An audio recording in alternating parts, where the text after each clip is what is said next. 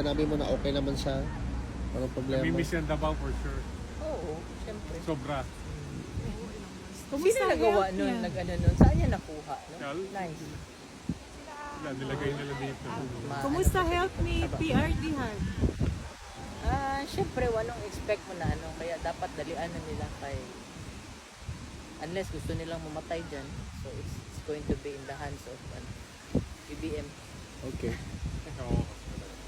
Thank you, ma'am. Ha? So, Is there expect mo, something... gusto mo, do you only God knows, di ba? Oo. May 100 years old pa ba yung 80 years old?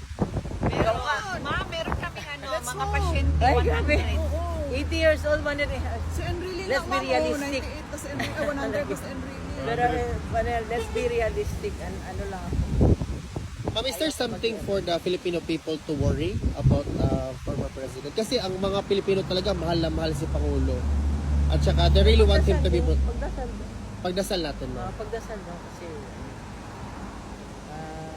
kung ako nga marami ako maintenance 55 anyos ko. Okay. Tapos ang ano ko ngayon, ang hormones ko ngayon, nakita niyo ang ano ko, pag tanggal ko tong ano ko, yung lahat haywire ang aking ano, ang aking ano to, ang aking hormones Sa stress because of the siguro yan stress. ba? Haywire, so lalo na yung ano, nandun sa loob, Yung medicine 80 kaya, anyos. yung medicine kaya niya, nainom niya ba niya? O Yan ang ano, hindi ko pa alam yan. mga medicine